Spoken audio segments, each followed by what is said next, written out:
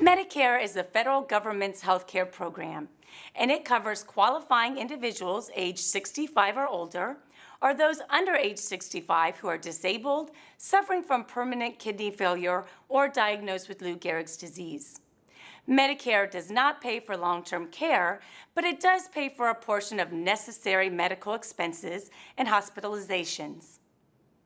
The rules governing Medicare eligibility are based on a combination of factors: your age, how long you've worked, and how much Social Security tax, or FICA as it's called on your paycheck, you've paid through your work history.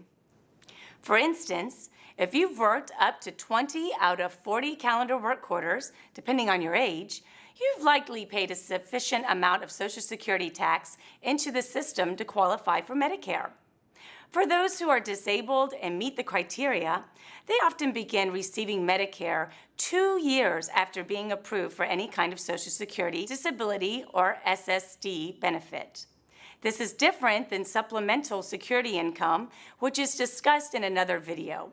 The SSD system was created to provide disability insurance for injured workers and their families. Once a worker who has paid a sufficient amount into the Social Security system cannot hold a substantial job for at least 12 months, he or she is eligible for SSD. If you qualify, Medicare may be your main source of health care coverage.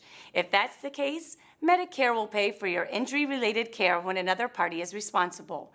But if you are able to recover from the party responsible for your injury, you must repay Medicare for the injury-related care. Medicare technically refers to their reimbursement right as reimbursement claim because the program has to have a priority right to reimbursement that is stronger than any other lien.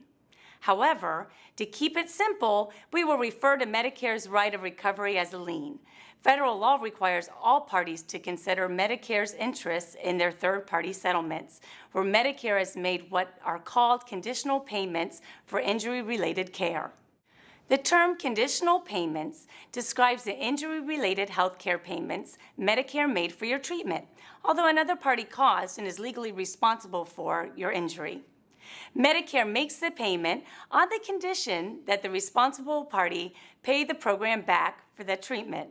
Because Medicare made the payment on the condition that it be paid back, if you receive a personal injury settlement, Medicare must be paid back out of your settlement proceeds before any money can be sent to you. A federal law called the Medicare Modernization Act of 2003 put the obligation on you and your attorney to inform Medicare of any possible situation where Medicare made a conditional payment. Keep in mind that Medicare is not required to send notice of its lien to you. Rather, you or your attorney will need to request a conditional payment summary, then analyze, audit, and resolve Medicare's claim for reimbursement. The Garrettson Resolution Group will do this for you if your attorney has hired us to resolve the health care liens in your case.